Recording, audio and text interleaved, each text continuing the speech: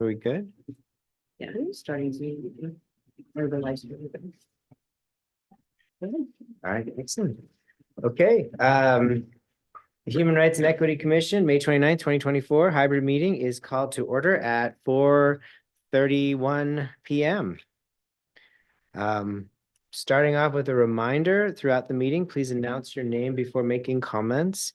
This is for accessibility and identifies who is talking for people not using or viewing a screen.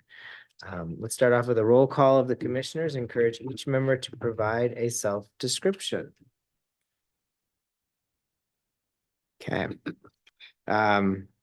So I'll start off for myself, the chair, Jeff Kitchens. I have short cut brown hair, wearing a white button-down shirt. Vice Chair, Carolyn Peacock Biggs. Present, Carolyn Peacock Biggs. I'm wearing long braids with jewels in them and glasses. Okay. Linda Long. Linda is informed that she'll be absent. Okay. Commissioner Jasmine Wilder. She is also informed that she will be absent this meeting. Okay.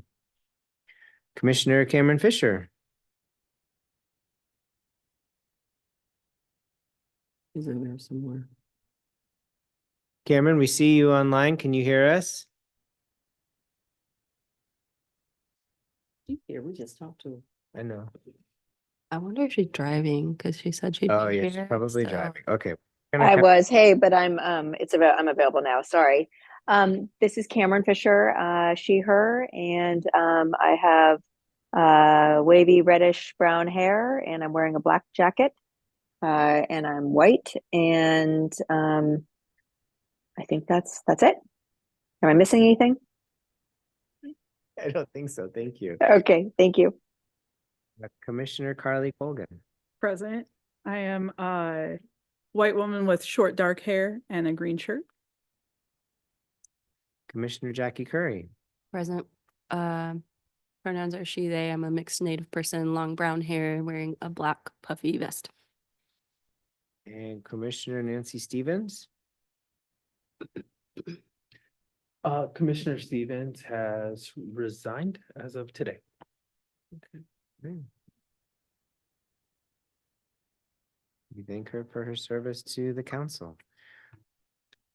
All right, we're gonna take one more step for introductions beyond and ask any of our city council members in the room to introduce themselves. From your seat, whatever is Wherever you most come. convenient. Megan Perkins, Bend City Councilor, white lady, blonde hair, blue eyes, mauve top. She, her, sorry. Awesome. We'd also like all of the staff for the city that are present to please introduce themselves as well, so we know who's in the room. Lisa Larson, administrative support staff. See her. Andres Portela, pronouns he, him, Equity and Inclusion Director for the City of Bend. I am a brown man with a curly black afro and light blue shirt and a floral tie. Other city staff in the audience, please. I'll go next. I'm Ian Lighthizer, he, him, white guy, short hair, wearing an extremely old sport coat that looks like something my dad would have worn. Oh my goodness. Anyone else from the city staff that'd like to introduce themselves in the room?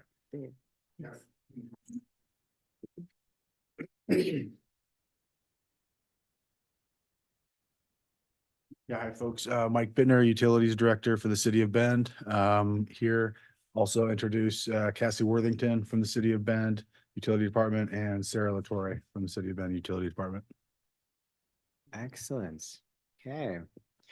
And we're just going to go through the rest of the room and introduce so we all know who's in here. So we'll start with you. If you'll just let us know who you are, that'd be great.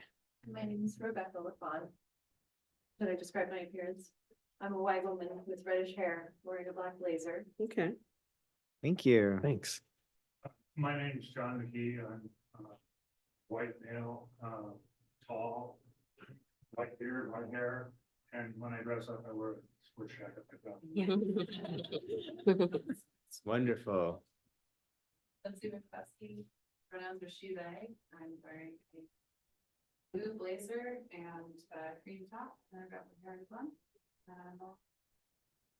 Thank you. And in the back.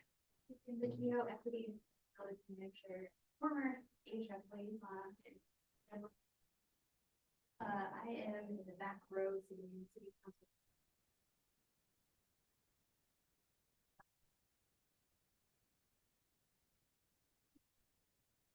Thank you. We felt it was important for moving forward for us to know who's in the room and who's here, and that just encourages that inclusivity that we're striving to meet. Okay, let's move on to our land acknowledgement, and our Commissioner Jackie Curry is going to read that for us. City of Bend land acknowledgement. We would like to acknowledge that the beautiful land known as Bend, Oregon, north of the Columbia River, is the original homeland of the Confederated Tribes of Warm Springs. The Confederated Tribes ceded this land in the Treaty of 1855 while retaining regular and customary hunting, fishing, and gathering rights. The Warm Springs, Wasco, and Northern Paiute people inhabited this area in certain seasonal times that clearly established their presence. It is also important to note that the Klamath Trail ran north through this region to the Great Celilo Falls trading grounds. This trade route expanded the impact of commerce between tribal nations. We acknowledge and thank the original stewards of this land. It's our hope that guests continue to honor and care for this land. Thank you very much. Okay, let's move on to our Human Rights and Equity Commission business. And we have the minutes to approve. First question I have is, did folks, I know we just received them yesterday. Did anyone have time to review the minutes before today's meeting?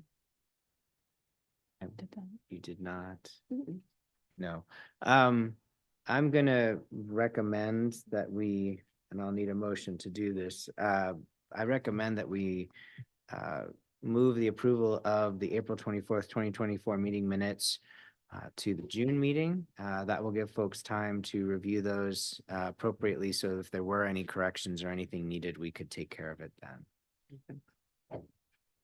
This is Carly Colgan, she, her. I would move to move the April 24th minutes to the June meeting.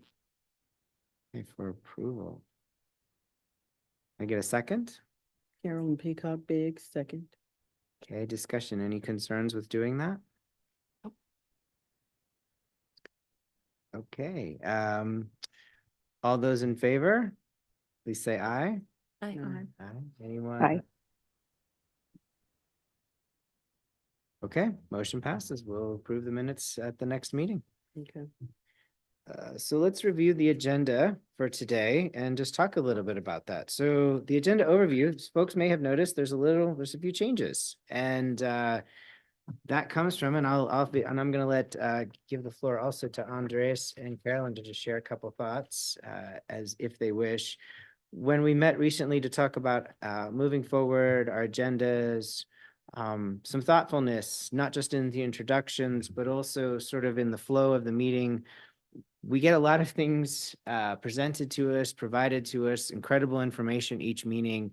And there's not always enough time to have discussions, to address everything, to go back on things. So what we wanted to do was sort of reorganize the agenda just slightly and allow for ourselves to have what is a more traditional sort of an agenda with some old business, picking up topics from previous meetings and allowing us to have a little bit more conversation if needed.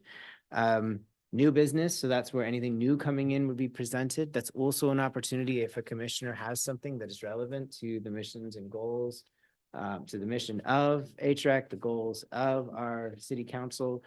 They can bring that forward, and if we have time, we can address it or put it onto new or old business for the following meeting.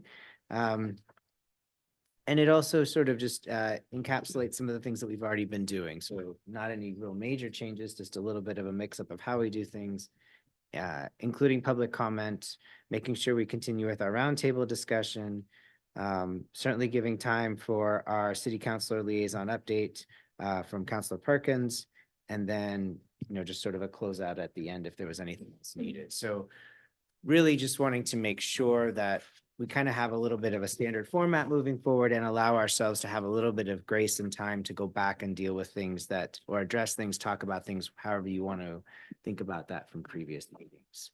Carolyn, any thoughts on that? Our new agenda? The new agenda sounds good. Did we finalize the information about the in-person and online? Can you make sure and speak up a little bit? Directly into the mic, that's it. Thank you. Yeah. Oh, Let me ask that question again and let me Yeah. say it where everyone can hear me. Carolyn Peacock Biggs, she, her.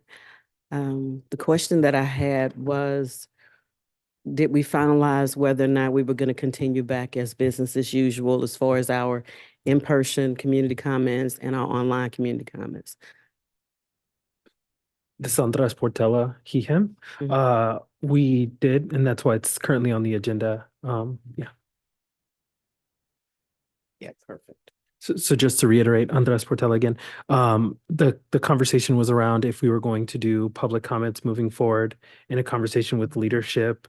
The decision was to move forward with public comment and creating some language around specifically, okay, how do I say this? Creating some language on the process to being a part of public comment, but not limiting folks on certain things. So yeah. Great. Andres, any comments on the sort of slightly revised agenda that we're using now? No comment. Thank you. Thank you. Any questions or comments on the agenda from other commissioners?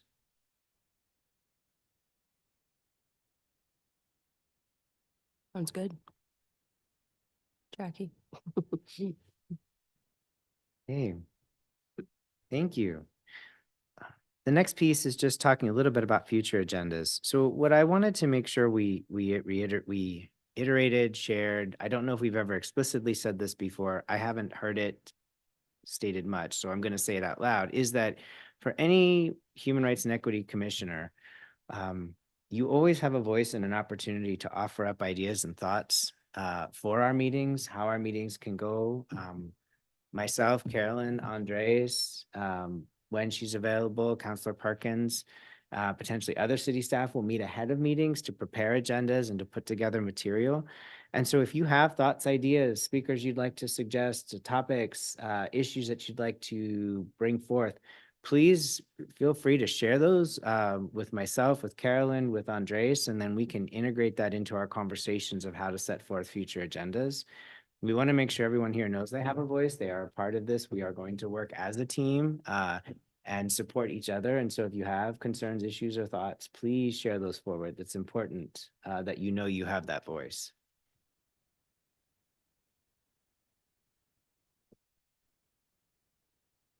Well, offline about that. This is Andres Portela. We have given a presentation about how A-Track new items are presented. If we need to come back at a later moment and talk about how things are added to the agenda, we can do that as well.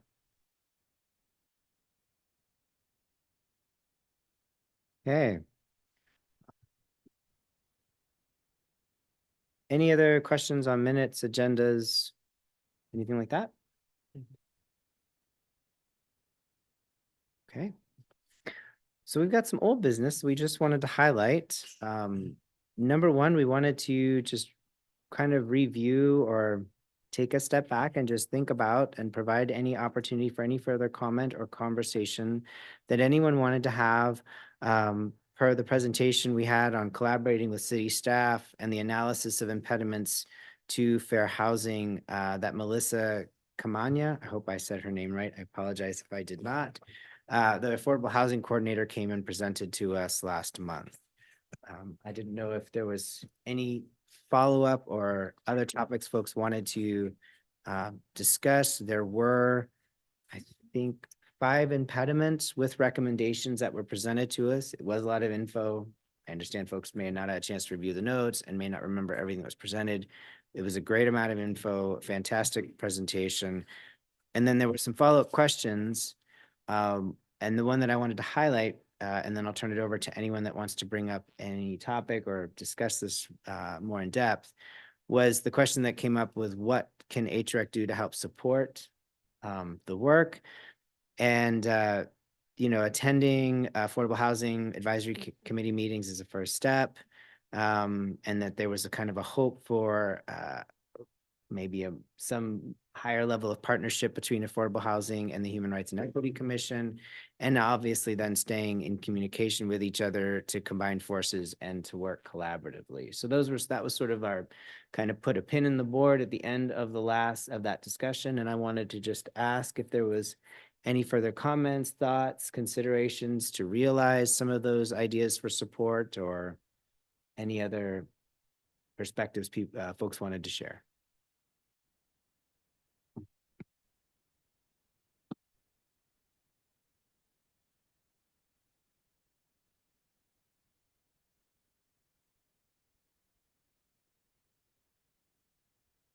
Okay, sounds like there's no further. If folks do have the opportunity to attend the Affordable Housing Advisory Committee and would like to come back and share some information or an update at some point, please just let us know and we'd welcome that as an opportunity. The second topic that was provided to us at the last meeting was the Community Advisory Group, the Fair Housing Council of Central Oregon, and that was Emily Hammond, the Education and Outreach Director. Again, they presented on their mission and a good bit of work that they're doing, fair housing trainings, distributing educational materials, directly advocate for people experiencing discrimination housing. And, there was questions of, do they collaborate with City of Bend? And they said to some extent, yes, they certainly do, and collaborate with folks at the Affordable Housing Department with continual conversations. And they also mentioned they do have meetings regularly, and they do targeted trainings. We didn't really have, I don't remember, and I didn't see anything in the notes that specifically highlighted any next steps, expectations of us in relation to the Fair Housing Council of Oregon, but I wanted to make sure we had an opportunity to further discuss if anyone had any comments, thoughts from that presentation, or anything HREC should do further related to that in terms of attending meetings or anything else.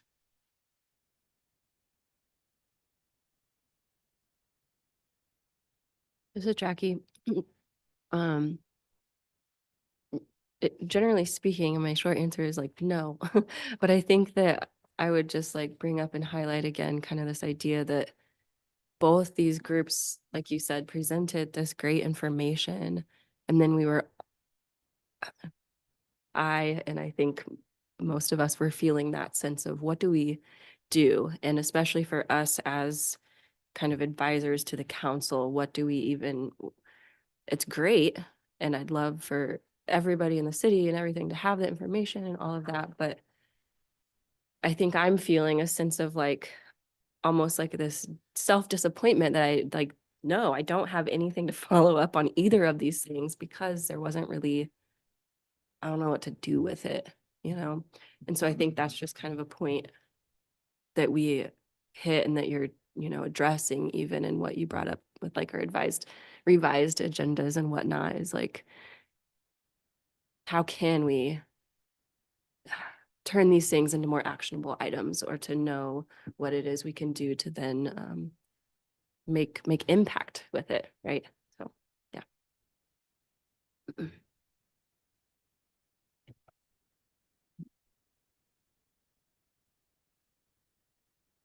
Great comments. Others?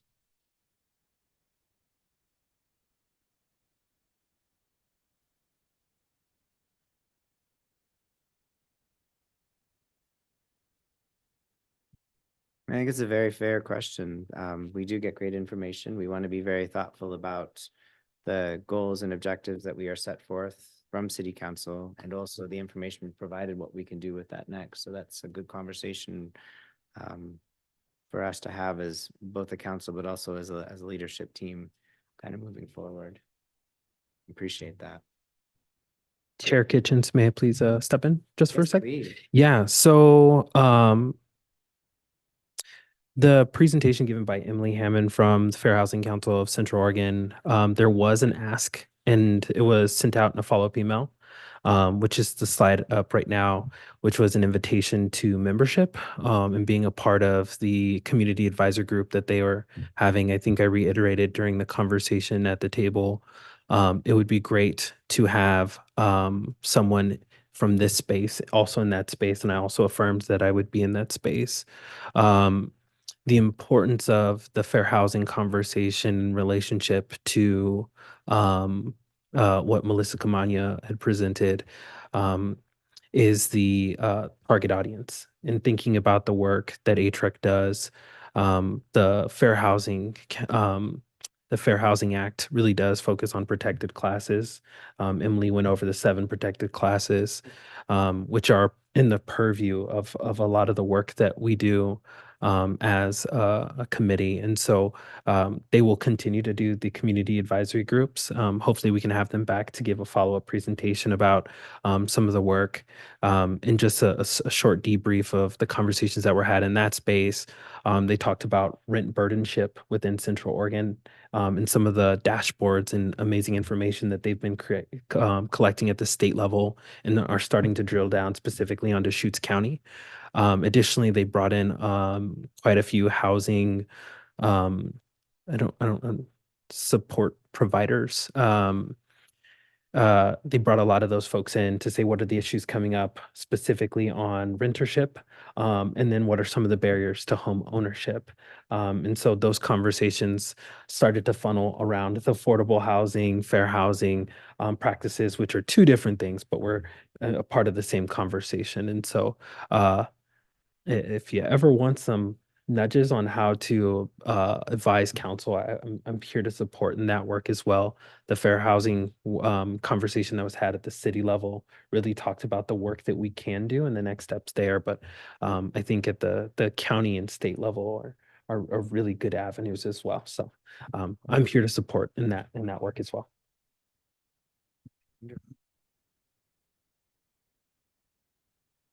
Did we have anyone attend the May 20th meeting? And were you able to attend? Yes, I was the representative on behalf of ATREC. Excellent.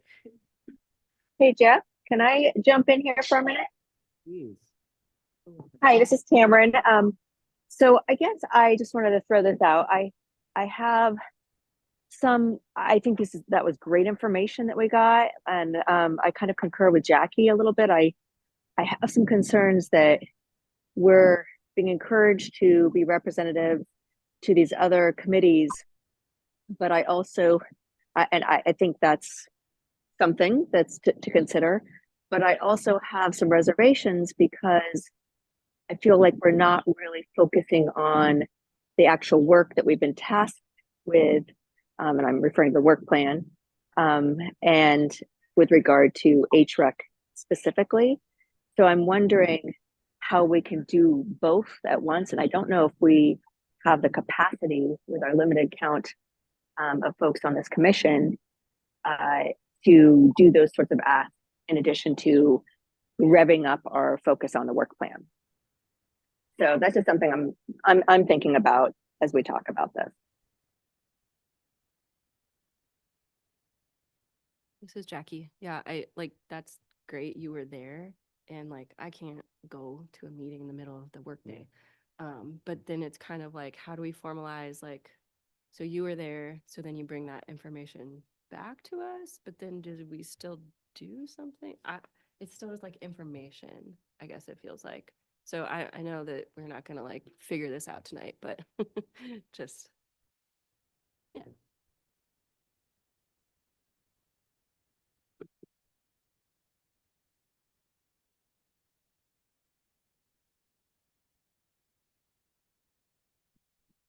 I think these are really good points. One, we get another commissioner, unfortunately, resign, and we understand that that's going to happen. So we do have limited capacity right now for what we can take on. And we also want to be responsive to those that come and present to us to the best of our ability. And we want to be able to keep moving forward our work plan, as Cameron shared, which I think is also really critical. So there is a balancing act. I know the city is going to support us in finding new commissioners and helping us in that direction. We know that's reality. And everything takes time. So maybe this is an opportunity for us to have a conversation in leadership a little bit after this meeting to kind of talk about how best to balance these with the topics coming in, the work plan. And I guess my question in all that, before we have that conversation back to this group, is would it be helpful to have the work plan, at least for the short term, as a standing agenda item of where we're at? How is what we're doing relating to that? Sort of, that's a key piece to our agenda moving forward. Carolyn Peacock Biggs. When I think about what the amount of work that it took to put the plan together, and we worked really hard to put that plan together and make it functional. We whittled it down and got it to the point where it's somewhat manageable. There is an issue between trying to balance out the passions of, let's just say, housing.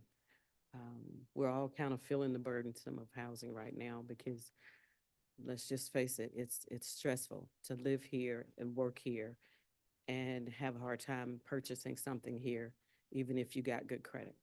So we as citizens, we have an issue with just basic living at times, evidenced by we've almost priced our hospitality out of the market to even work here. And unless you want to live multiple people like a college student, as a grown adult, it's very difficult to live like that. So there's a thin balance between the passions of what's needed that's more in our face that we have to deal with. Then, how do you balance the plan between, okay, these are the things that we need to do because this is what we said we'd do, in addition to the things that we know we need to do because your eyelashes are on fire. And housing is one of those things that is very stressful. And I like that word burdensome, because when it takes so much monthly to maintain just basic necessities here, and you want to work here and you want to contribute to society, but you also want to be able to have some level of quality without having so much of your revenue go to rent.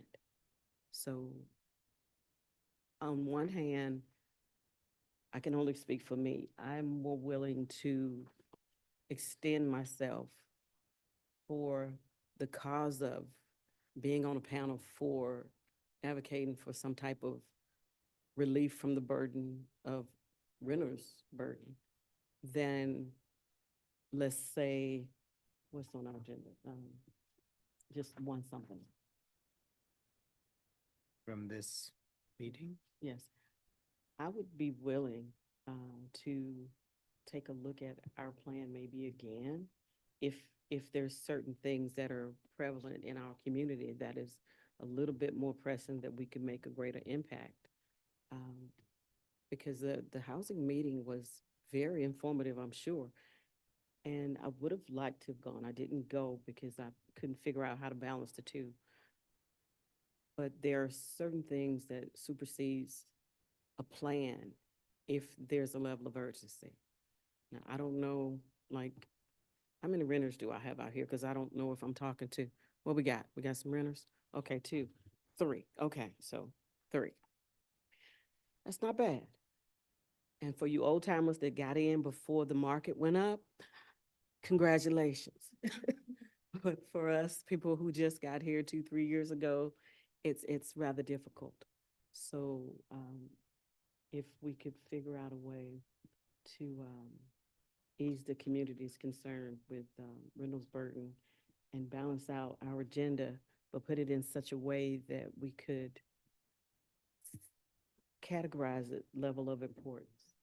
Because some of the things we put on our plan, it's wonderful in context, it's wonderful. but you know, Maslow hierarchy of needs says you have to take care of your basic necessities first before you start trying to do other things. That's just my take on it.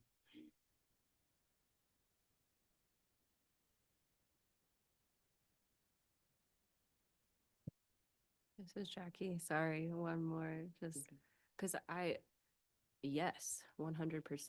And it's that action piece for me. Like, yeah, housing, let's address it now. But like, what can I mean, I'm doing stuff obviously on my own, you know what I mean, outside of this space, but like, what do we as a group then? Like, that's what I want to get into. That's what I want to figure out. When I, Carolyn Peacock Biggs, when I think about what that looks like for me, I can only speak on it. For me, it would be a voice for the diversity in the city. And that's something that, you know, we don't have a lot of. And when you can bring another set of fresh eyes to a situation, you see things a little bit different when you have a different person in the room. An example of that was, you know, the issues with race and things that we've been dealing with lately here in the city. It's easy to act like you don't see it if it doesn't directly affect you. But if you're sitting next to somebody that looks like me and it directly affects me, you can feel secondhand the way I feel and how it affects me. Example, if I see spray painted the N-word one more time near my house, I'm gonna have a fit. I had another spray painted incident on Friday last week. And between that 12 N-word, you know, doing that, and then we had another one last month in my house. So it's important that diversity shows up in meetings that can, you know, at least give the city a glimpse of what it feels like to be in a room full of people that are conditioned socially to see it this way. And it's good to be in a situation where I can let you see through me and what it feels like to walk down the streets near my house and see the N-word spray painted. I'm probably up to about 3 biased incidents reports by now since March. And to be in a room where people don't see diversity is almost criminal. So that's something that I would personally take on, because it's easy for you to feel me if I'm in the room and I can show you, look, this is what hurts and this is why. So what I feel like I can do is just to have my presence there. I will never not show up because somebody spray painted something in front of my house. I will never not do that. So just to be there and be present. And if there's a voice, I mean, it's not every day I have a Native American right there. You know, it's wonderful. Thank you.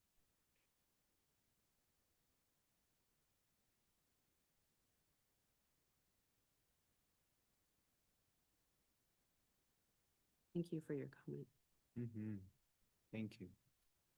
and insight. And the city's good about getting rid of it.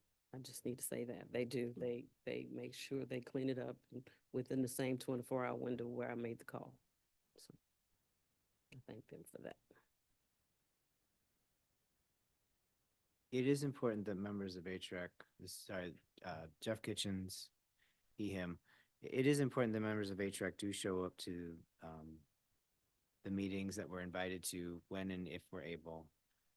It's also thoughtful about prioritizing our work plan and also thinking of our own capacities. So we're going to have Andres is going to give us a good presentation here soon on the work plan discussion. So what I'm going to recommend is we move into new business to give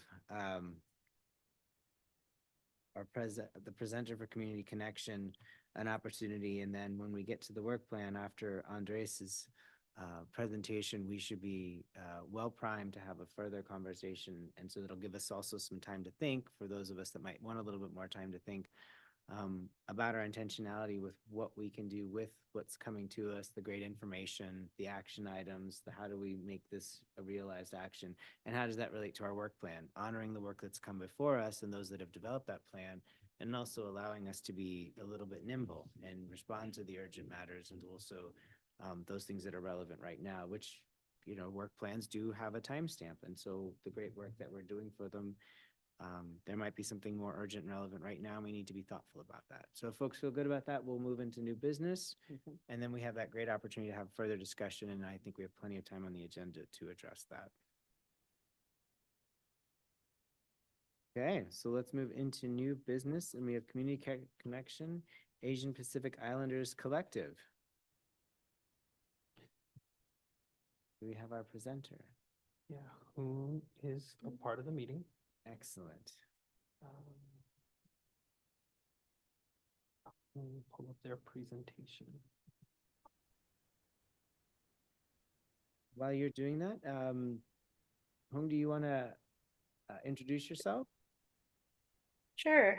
I'm Hoong. My pronouns are they, them. I'm not allowed to put my camera on, but that's okay. I'm at home, so that's okay with me. I am wearing a black top. I have short black hair, wearing glasses right now, and behind me is just a blank wall. Pretty plain. So I just wanted to mention in the presentation, my name is not capitalized, just so folks know. And also it's Asian and Pacific Islanders Collective, not just Asian Pacific Islanders. And I wanted to just reflect on the story that was shared, your experience that was shared, and you know, that's definitely sitting with me in ways where I just hope we can get to a place in the city where things like this don't happen. It's not okay. And I don't know. I just appreciate y'all being here. I know what it's like to have barriers and want to create change. And so yeah, thanks for having me here. I guess we're ready. I do want to say that I did notice some typos in my slide deck as I was looking at this. So the one that y'all have, I would just correct it as I see them. Once again, my name is Hoong. I am a brown person, queer Asian diaspora. And I've been in Bend for, oh boy, 17-ish years. And yeah, we can go to the next slide. I wanted to mention, even though I'm coming in representing EPIC, we are pronounced EPIC. I want to share, before I talk about, the presentation, our stories, our own experiences. Just the word Asian alone is so huge that I just want to remind folks that we are not a monolith. There is a difference between Asian and Asian Americans, and just not all of us are on the path of healing or decolonizing ourselves or healing from erasure. And that's okay. And I just want to just share that even though I'm here representing what our group is about, that doesn't mean we all have the same experience. Okay, so I'm going to share this is going to be interactive. So it's not going to be just a whole bunch of me presenting things. I will also ask questions. I prefer interactive conversations on how we can really get to know each other on a more humanistic way. So anything I ask, there's no right or wrong to it. It's just purely for discussion and for engagement. Okay, so next slide, please. So May, there's a lot going on in May. And it is Asian, Native Hawaiian, Pacific Islander Heritage Month. Different organization call it different things. Some say AAPI, some people say API, ANHPI. I mean, it just goes on and on and on. And so, no, it's okay. There's not one specific one that has to be used. However, do understand when you are using certain acronyms, what it actually means. So I'm going to ask y'all here, who it doesn't have to be just commissioners, could be people who are in attendance as well.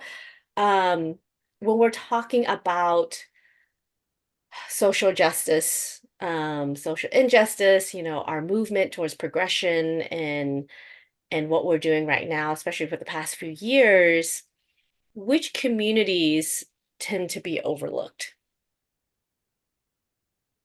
There's no right or wrong. It's just what you've noticed.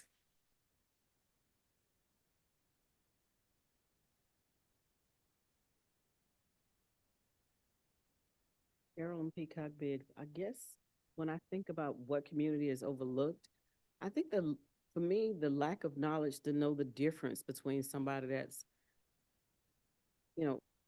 Filipino and Japanese. There's a lot of times there's a blur and they put everybody in the same box. So different. Yeah. I mean, yeah, thank you for sharing that. That's why it's like we keep saying we're not a monolith. There's so many different cultures. There's so many different language. Even the Philippines alone, I can't even remember the amount of different cultures just in the Philippines alone. Yeah. And and I'll just mention when I first started looking at demographic data just in the city of Bend, not too long ago, Asians weren't even represented, right? Even in the housing, the presentation that Melissa shared before, even like those discussions, it was really hard to get the connection of like, how does this actually impact the Asian community, right? So often our API community does get overlooked, right? You look at celebrations and Heritage Month, and when it starts happening, you often see it, co-opted in white space, right?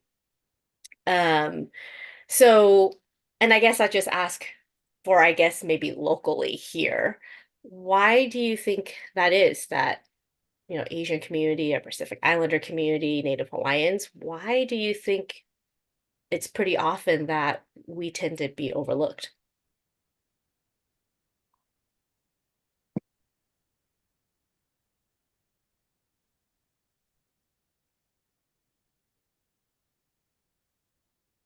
This is Jeff Kitchens, EM, and I would say that, at least from my own experience in talking to folks, one of the challenges people face is one, not fully understanding. We've already shared this. They don't fully understand all of the different cultures and nationalities encompassed in any given group or emphasis, say like Special Emphasis Month, May, Asian American and Pacific Islander, Hawaiian Native. What does that all entail? So they don't know. And then it's not that there's not enough information. There's so much information and often conflicting information that when folks go to try to study and better understand some of these things, it, I think, feels overwhelming to them. So I think there's kind of two pieces, and unfortunately not everybody's got the time or the intention to spend all the time to really truly understand it. Yeah, absolutely.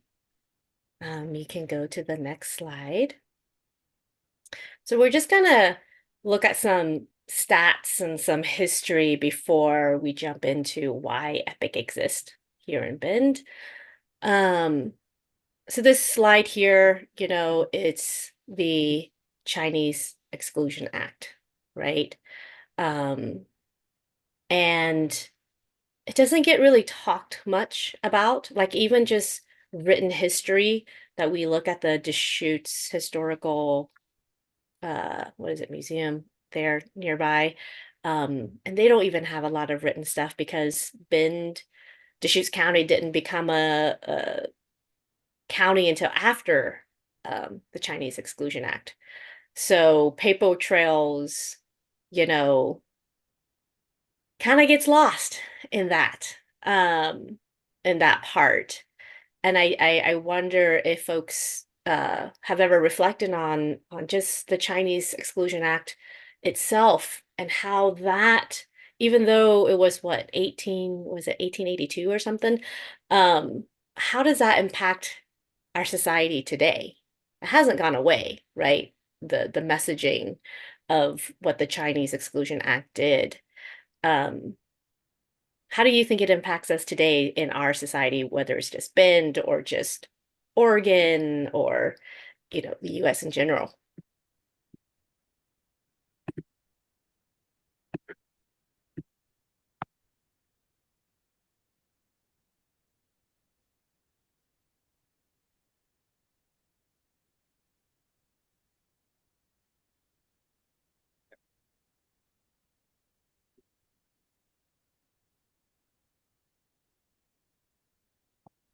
I'm John McKee. I'm the tall old guy that I described earlier. I think in terms of the conversation around fair housing, it's had a huge impact on where we are today. Not just the Chinese Exclusion Act, redlining, what happened with all the wealth that was lost when Japanese Americans were put in internment camps. Generational wealth is something that's really important. And the colonizers, or the Europeans that settled this country, have been in an advantage, had an advantage in terms of passing that generational wealth on from generation to generation. And I know there's a lot of complexities around housing, and especially around the unhoused, that maybe fall outside of this description. But I would say that we're still living with it today because it had a huge impact on the ability for generational wealth to be passed down from one generation to the next. So fair housing could be fair. Yeah, thank you so much for mentioning that. I mean, just thinking about how Bend here, we know we see in the newspapers, in those museums about Bend not letting anyone who's not white to be in Bend, right? And China Hat was the area that non-whites were pushed to live. Um, you know, they weren't allowed to be in town. And we still do that today, right? Like I keep telling and asking folks, how do we start thinking about the words, how we name things and the impact it does to people who are seen or are identified as, could be Chinese, right? When people say Asian, they think of Chinese and Japanese usually, right? And how does naming a place China Hat for a place that for the people that in general people don't want around, that's where they go. How does that impact our community, our culture, if you identify as Chinese, right? These are real things. They're still today on how we think about things, how we name things. Words are so important. So just kind of like letting y'all simmer in a little bit, like, yes, it's history, but this history is still present and it's still active. We can go to the next slide. Since the pandemic, and I'm pretty sure y'all know the answer to this, which communities did we see a surge of hate and violence towards, right? Is our Asian community, especially our Asian community. And before I show you the number, this was based on hate bias incidents, right? That was reported. And again, the key word is that was reported. And what they notice, according to FBI studies that they show these numbers, all other race and ethnicities, their hate bias rate pretty much stayed constant, except for our Asian community. Do y'all have a wild guess of what the percentage of that surge was of hate and violence towards Asian community?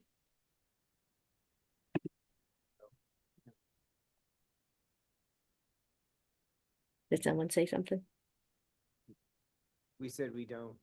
You don't? Okay, go ahead, go to the next slide. 145% surge. And I can't recall if that was just all over the US, but I believe in Oregon alone, it was like 160. The numbers hasn't really gone down significantly. I believe this was in 2022. But when you look at this number, this is not, hate and violence towards just one. It's not like we know the bias that cops have towards our Black community, especially our Black men, right? This is in general public folks. This is everyone. Their surge of hate and violence towards Asian community. That's a huge number. And that's a number of folks who actually reported. We are taught as Asians, that model minority myth is not to say anything, not to speak up, because the retaliation could be worse. So we don't say anything. So this is, again, of reported incidences. Next slide. So for this one, the number that's going to pop up is actually to a different question. So I'll let you know. But what percentage of Asian Americans, now that's different from Asians, Asian Americans feel like they belong in the US? Anyone have a guess? Yeah. What was that? 50%. So go ahead and do the next slide. That number is actually 38%. Asian Americans, not Asians who live in America, but Asian Americans.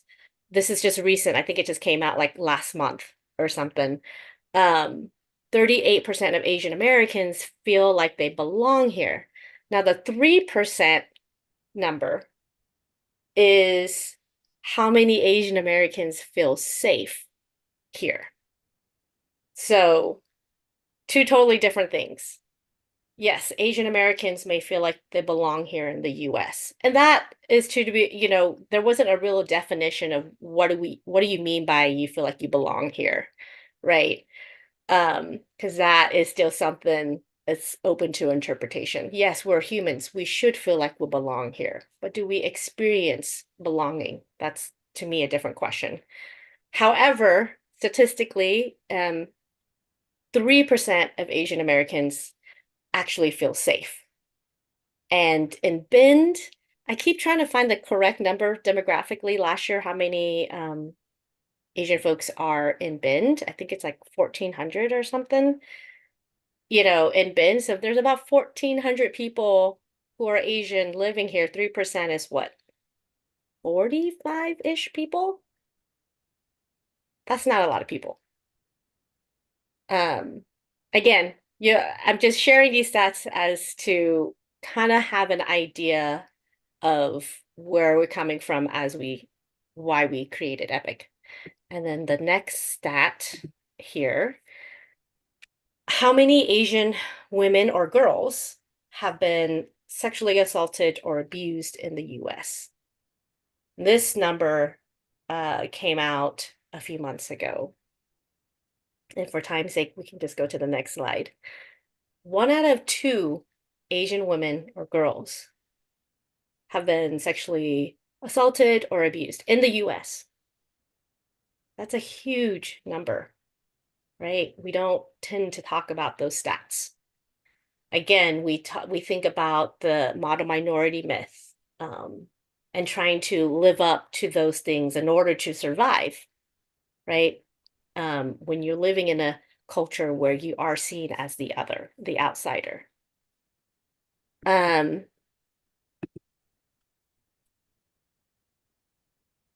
You can go ahead and go to the next one. We don't have to answer that. We can go ahead as y'all are simmering in, those stats, Epic, it has been around now for a little bit over a year. It was created because of discussions, between our community of what we were not seeing for us, what were we not experiencing for us. So it was created because we needed a place to be seen, to be valued, really to heal and understand and be within our community and be comfortable in our skin. Because we know we have to be a certain way in the public. We can't truly be ourselves. And the more events that we participated in or attended, the more whitewash it became, and it really wasn't authentically honoring our culture, our language, our people, our experiences. So we really needed a place where we could really talk with our immigrant community and say, hey, what do you want? What do you need? You've lived here for this long. What can we do to help you feel like you belong here? Right? How can we be together? How can we let community know that we exist? So it is a safer place for us to heal from the model minority myth, erasure, assimilation, and really our identity, right? Go ahead, next slide. So our what, who, why, how, like I said, historically, all these things that happen, these stats are real. These are our experience, and we experience it here too in Bend. Whether it's cultural appropriation, or just hate and violence in general, right? The microaggressions that we see day to day, just a lack of being visible. So we want to support our Asian and Pacific Islanders in Central Oregon, and we want to help create that or rebuilding that connection to our cultural heritage, right? And it is for our Asian and Pacific Islander communities, and that is a very broad term, right? Again, Asian is huge. And again, like I said, we are impacted still today by all of history that we still have to live through today. And a lot of things don't even come up until holidays come up, and we're still trying to make sense of things, right? And just speaking from my experience as Vietnamese refugee during the Vietnam War, just what is going on right now in the world and how it makes me think about the war in Vietnam and like just the experience of the dehumanization, and again that assimilation that happens because you're trying to survive and trying to find your identity is a very challenging place to be. So having a place to talk about it with folks that could be experiencing similar things, as we are trying to be American, but never seen as American, or are we accepted as being American either? And then how we do it is through three different pillars that we have. And it's a lot of restorative circles that we have with each other, community education that we've had a few community events to try to educate the community on how to better be allies to us and walk alongside us as we are on this journey together.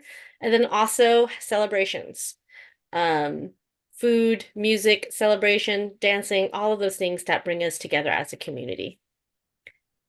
Let's go ahead and go to the next slide. And I'm not keeping track of time, so if I need to speed up, let me know. You can go to the next slide.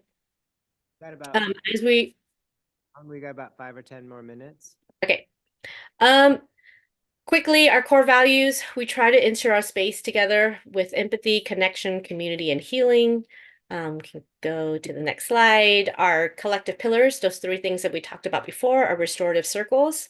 This is where we talk about anything and everything that we notice that is stopping us from being truly true to ourselves. Again, the community education, we've done language events. We've been doing mahjong, and we want to do other things too. And then a cultural celebration this year alone, the city of Bend really supported us in having a spring festival, also known as Chinese New Year. And also we had a talent show from our local community just like a week or 2 ago.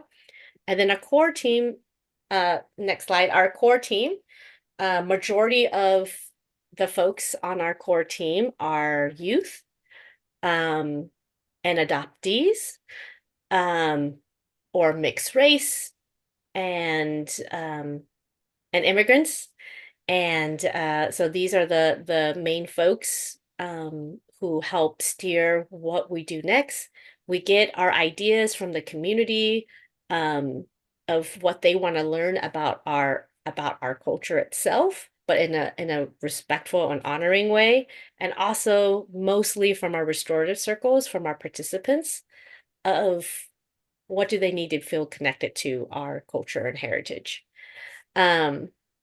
That's all for the slide. I will leave it up to you all now. I think there could be like discussions or questions. Yeah.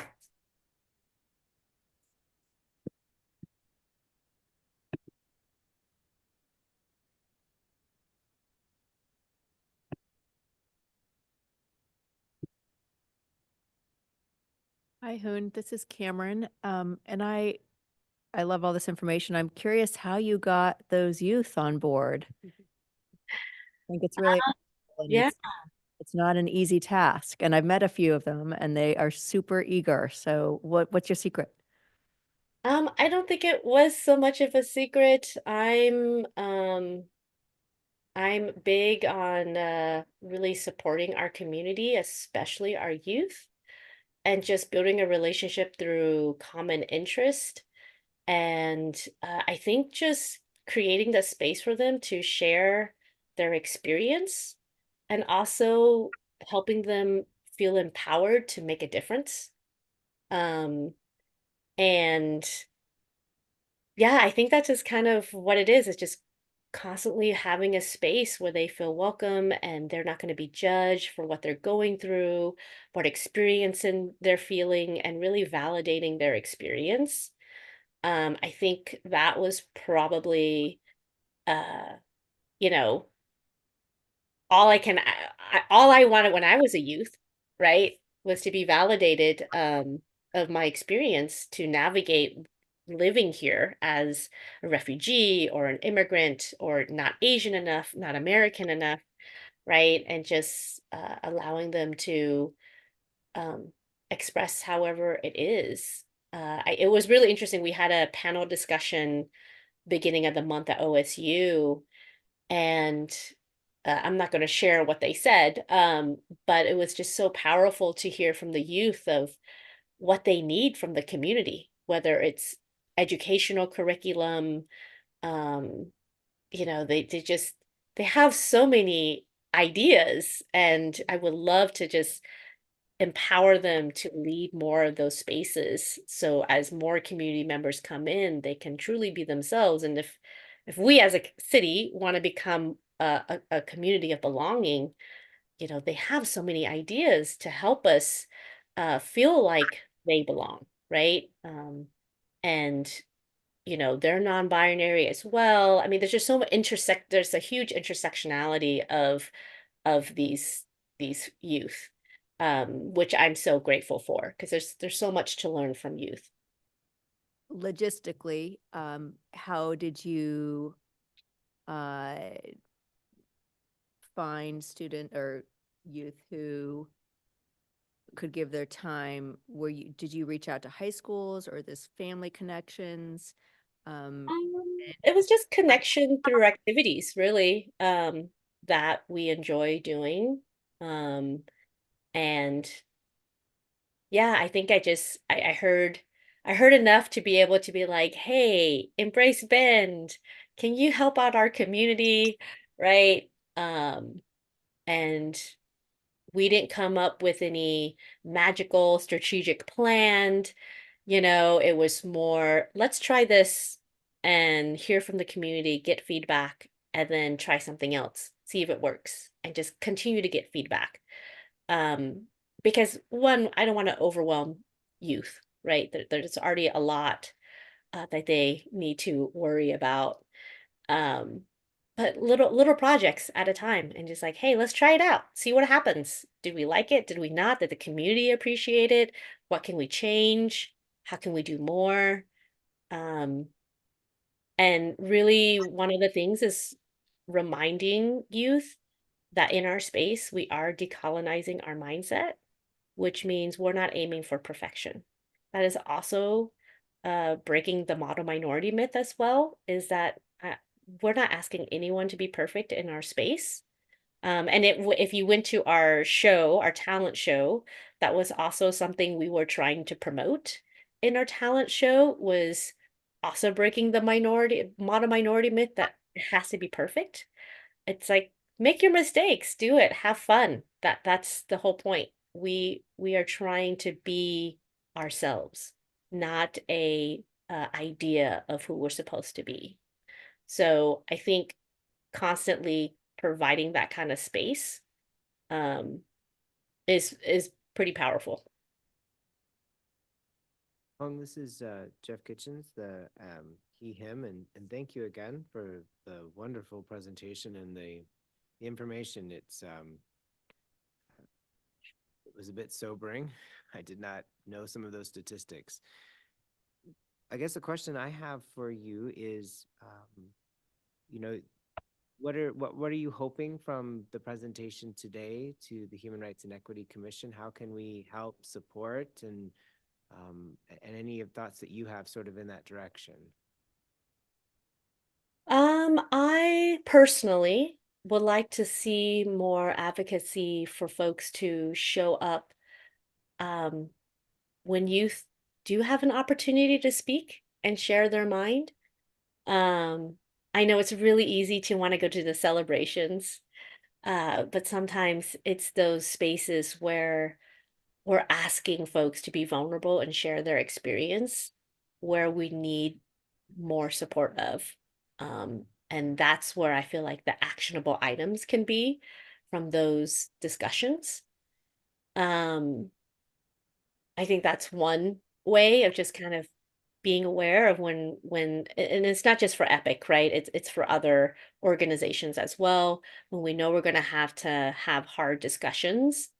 And I know I've talked to Andreas and Kathy about this too, is finding ways to get our youth a little bit more involved with these things. Just knowing how things works, I think is very empowering for youth, not for them to like solve, but just to know that it's okay not to have all the answers, and this is why we do things as a group, to have discussion. And I guess just really, when you're having discussions, to think about who's not in the room and to remember who's not in the room, and how do we advocate for those who are not in the room as you are doing the hard work that you're doing. And if you forget, it's okay, make it better next time and keep including people. I think that's really the ask that I have.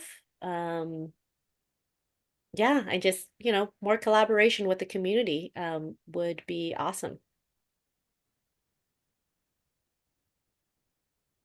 Carolyn Peacock Biggs, just want to thank you for allowing us to share our platform and to get your information out to people that otherwise wouldn't know about you.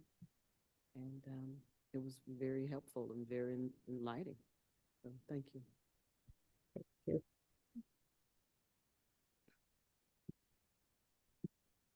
Yeah, thank you. And one thing I would ask, I think your your comment, again, this is Jeff Kitchens.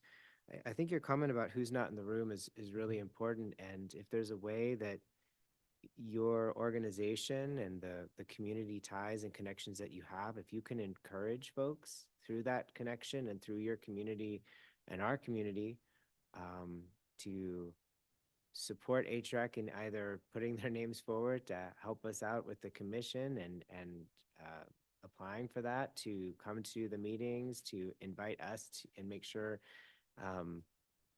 we know about events that are coming up so we can do our best to try at least to have somebody to come. I think that's a good way to start that connection and really be more thoughtful about who's not in the room, if you agree. Yeah, definitely. I will keep that in mind for sure. Thank you.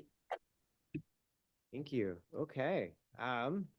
Let's move on to the Equity Department presentation and HREC work plan by Andres.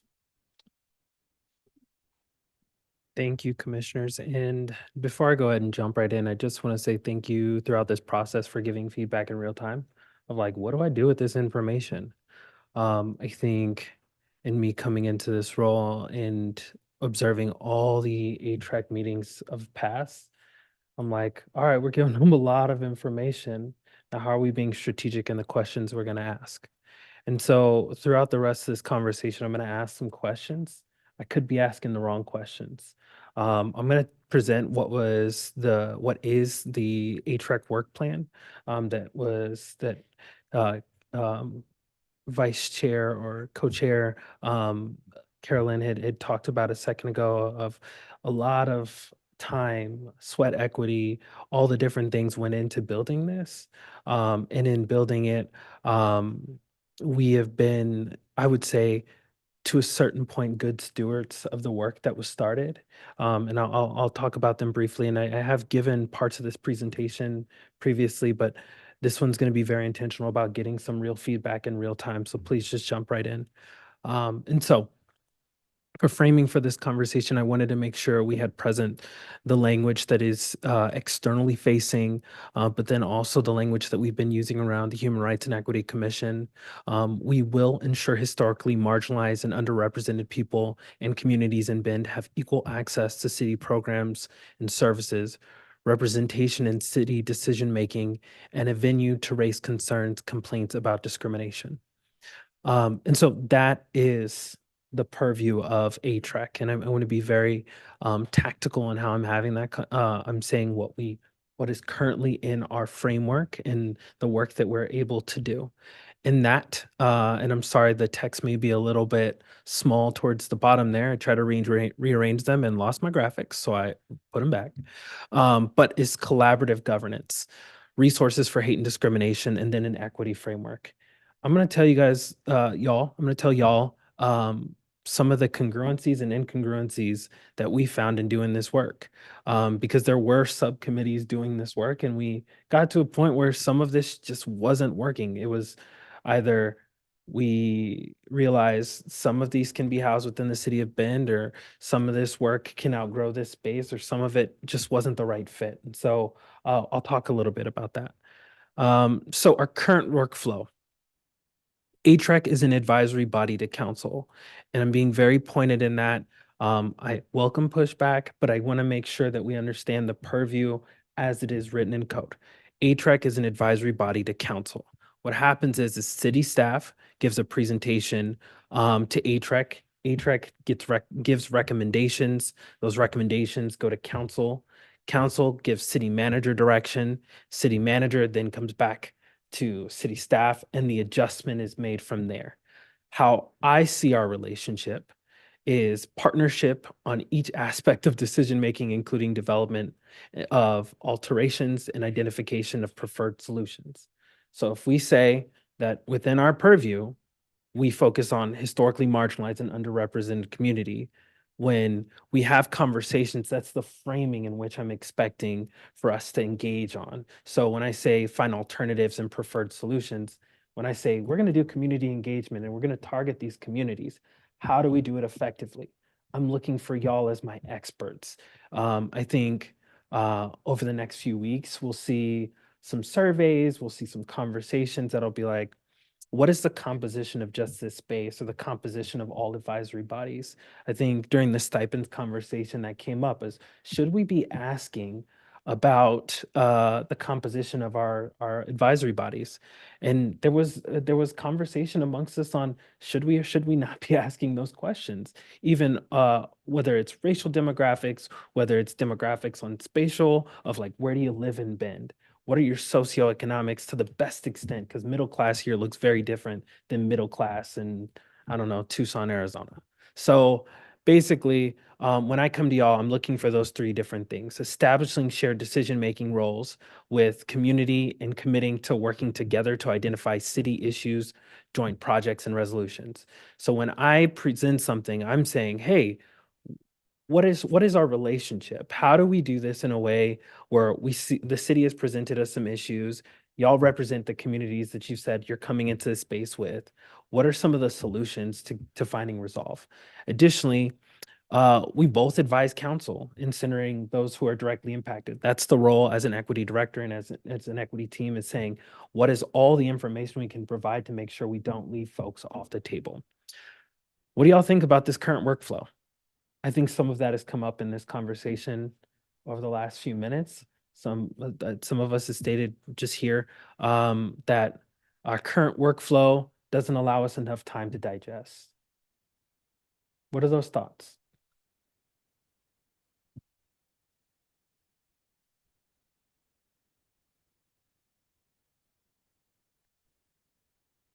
The question there could be a question of, can you reframe your question? Jeff Kitchens, he, him, I'll help us start the conversation. So one of the things as I'm jotting down notes and being thoughtful about all the presentations we've had, I think one of the things that, and this sort of answers your question, but I think will lead to getting to you answer your question. With all of the great presentations that we have from our community partners coming to us and sharing information, it opens our eyes, it gives us a broader perspective, and it helps us better understand, I believe, if you go back to the previous slide, it helps us to ensure that historically marginalized and underrepresented people and communities in Bend have equal access, because we're hearing from folks what that is. So that helps us. And then if we jump forward to the next slide that you had, the recommendation piece, I think for us with the work plan and understanding our workflow, each time somebody comes and presents, maybe it's helpful for us, I'll just throw this out as us, the collective, the Human Rights and Equity Commission, to understand, is it just information? This is just specifically information for us to broaden our perspectives. And as Hung shared, thinking who's not in the room. We can't have everybody in the room, even if we want everybody in the room sometimes. Is this a way to fill that void? Or is there a specific ask or expectation, if it's not a city group coming to present to us, how that relates to this workflow? I think that for me is something that maybe I haven't fully understood till now, and this conversation and this presentation I think will really help that. So maybe that'll help start the conversation. So we'll talk about this Andres Portela. We'll talk about the things that were outlined, the three things that were outlined in our work plan, but talking about the having folks come in and out of this space, that was actually something that I've introduced over the last few weeks. I don't know if you guys y'all have been feeling the rhythm of that, of having a community-based organization come into this space, be a part of our dialogue, and really bring the things that are connected to community. I understand, and I think a lot of folks understand, we can't be everywhere all at once. I can't ask ATREC members to sit a part of the community advisory group for fair housing. I can't ask us to be at AHAC and all the different spaces. What we can do is have a space that is pretty consistent, where folks are out there studying the problems and doing the work of addressing the needs of folks on the ground. Having a space in which we can then move that through an advisory body space to council. And so I think maybe it's reframing those conversations and asking, how do we then take the information presented and how do we interrogate with the right questions that we can then say, hey, council, I know that we use X, Y, and Z within our equity department. How do we then have council work with equity staff to advance some of the work that is happening within the community. I think a good example of that is Hoon presented just a few seconds ago. Hoon has been a part of numerous city spaces and talked about Asian erasure, has talked about the need for commitment within the Asians and Pacific Islander communities, and saying we need folks from the city not to just be in there when we're doing the celebrations, but when we're having the tough conversations. And I think my team, other folks within the city of Bend have really adjusted and shown up in those spaces. But also we've created space within our Lunch and Learn series. But again, there's that space where in ways that I don't advise council, in the ways the equity department doesn't advise council, that's the power and the weight of ATREC.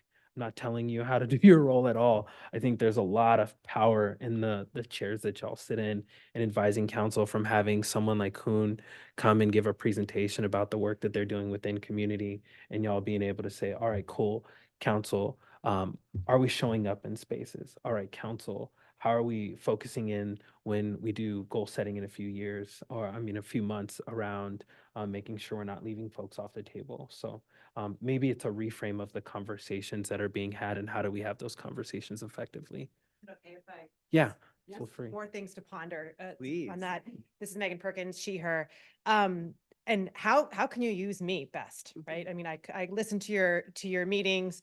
You know, I tried to contribute as much as I can in terms of, you know, equity work on council, but beyond just sitting there and giving a report at the end of a council meeting, when, to be perfectly frank, there's about 10 people left that are listening about what HREC is doing, how can you use me? And so I want to be more helpful to you and to help move this work forward. So as you're having this discussion, just something that I'd love to, I just love to be of more use to you. I have a couple thoughts. Yeah. And I really appreciated Hoon presenting. And in case some of you aren't aware, they are a former member of ATREC. So it's kind of neat to see full circle. And so I do appreciate the presentations we've had. We've also had many since, I mean, over the years. And I guess something that would be really helpful for me in looking at this flow is to really have some solid, and maybe I've gotten it intermittently. I don't think I've seen it, or I'd like to see it maybe visually, is that full circle of what recommendations HREC has given to the council that the council has taken to heart and utilized. I'd love to see that come together. And maybe I've missed that somewhere, and maybe that's in, you know, I try to keep track of minutes and see, and that might be something that Megan can bring, or somehow trace back over the years, you know, month by month, what's been valuable and what hasn't. Thank you. Carolyn Peacock, she, her. As an HREC member, our goal is to advise the council and make recommendations. When I first became a commissioner, the things that stood out was trying to see how we could develop a inclusivity in the top 2 tiers of the decision-making process in the city. And what I mean by that, and Megan, you could probably help me on understanding, let me take these glasses off so I can see.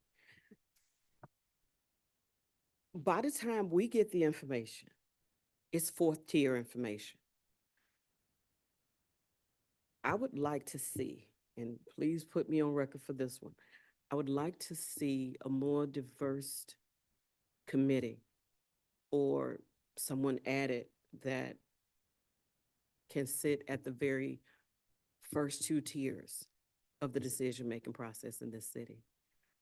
It's great to listen to housing. It's great to listen to unhoused. It's great to listen to all the different programs that we have in the city.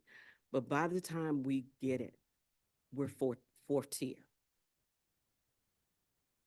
I would like to see more diversity in the top 1, 2 tier for the decision-making process. And if that's something that could start, because we can have people come in and they can present and they can tell us, you know, what they're doing and how we can benefit, and they can use our platforms to make the community aware of what's going on. But the decision basically is kind of already made by the time they tell us that this is what they're doing. We're not getting a yes or no or having a vote or a say. By the time it gets to us, this is what it is. So as a citizen of this city, I would like to see, if Megan, if you can help me with this, at least be able to sit at the first or second tier and answer the question, who's in the room or who's not in the room. That would be good. At least more representation of diversity in the first top 2 tiers. Definitely heard, definitely heard. I think there's a lot of opportunity in the work plan for that. I think there are things in the work plan that will enable that to happen, but I do agree with you that's what has often been happening. And I think we need to do a better job about not just having HREC be here to, and when I say we, I mean, I mean me, you know, I mean, Yes.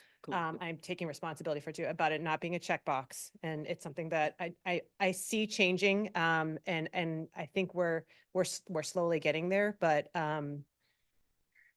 definitely heard. And I do think that there's opportunity when you get to the work plan for HREC to be and a different tier with this work. And the only reason why I'm kind of being a little bit more firm about it is that I've been saying it for 2 years. Yeah. That I would like to see diverse representation of the decision makers in the first 2 top tiers. Yep. And on a side note, I know that this is not going to change everything, but we did just pass council compensation. The council compensation has changed to be a city councilor for the next election cycle, which includes a wellness stipend and access to health insurance and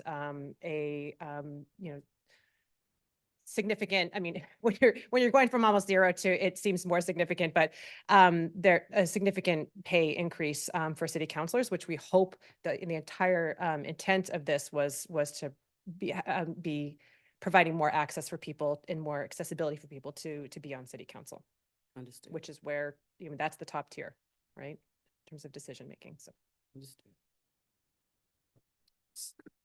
Any further comments? Okay, cool. Yeah, I was just gonna say the workflow in general, like, it's nice to see it. That actually is helpful. I start wondering, does it have to start with city staff bringing us something, or can step 1 be HREC recommendations, right?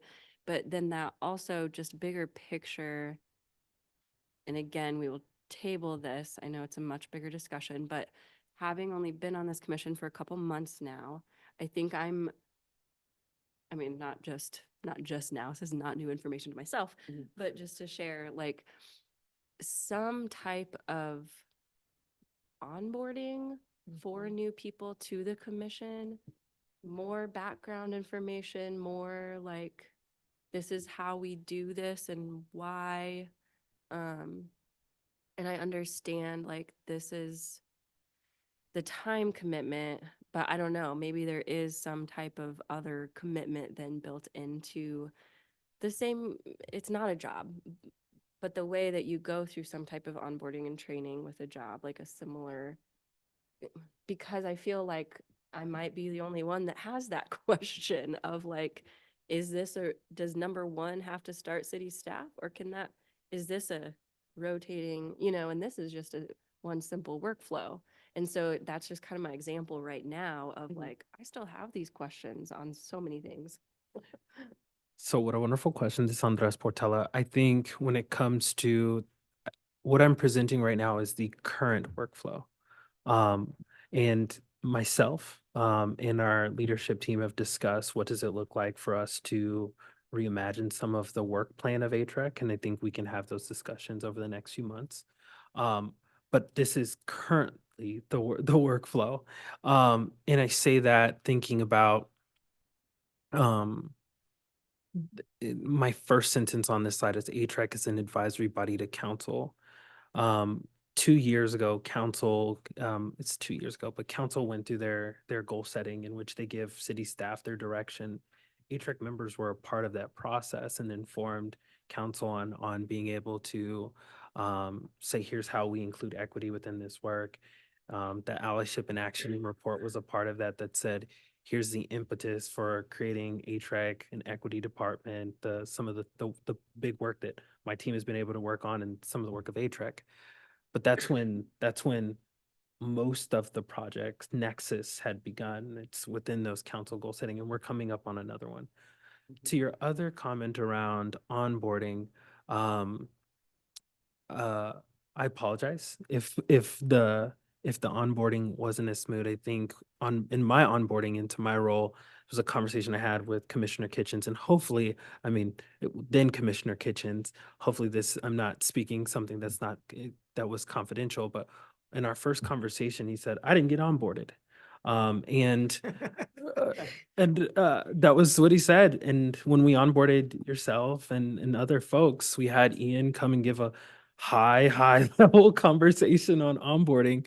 And I think hindsight is 2020 around like was that something that like meant something, like something I can say I really understood this and know the purview of our work and really advising council. I think that may not have translated, and I'm sorry. And I think that's something we can work on, whether it's creating that clarity amongst us as amongst y'all as commissioners and the equity department staff, and just creating what's a helpful one sheet for somebody that's being onboarded.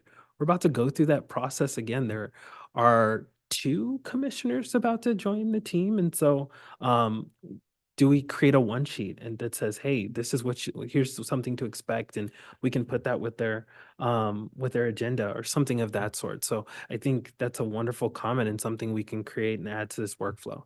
Onboarding is super important. But as far as this workflow, this is what we're currently operating with. And I think we can do some finessing around what does the next council goal look like, and how do we start to council goal setting look like, and how do we plan for that? And let's look into our work plan. I'm sorry, I'm gonna move through this quickly. Not too quickly, I promise. So the first one is co-creating and reporting tools for community members to safely record acts of discrimination, bias, hate that occur within the city of Bend. In addition, victims of discriminatory conduct will be provided with resources, community support, and other options for enforcement. This was previously a subcommittee. So I say that saying that all the folks that were a part of that subcommittee are no longer on ATREC. We had 2 of those folks step down because of their outside capacities, and one folks who is here, I mean, not in this room, but like still technically a part of ATREC. In that body of work, they produced a lot of resources for hate and discrimination, whether it just lives on our website. Additionally, we got to a point where we learned we could not create a process. We could not create a process where City of Bend was taking folks' information and doing a form of triage. And so that's why we spun off into a coalition.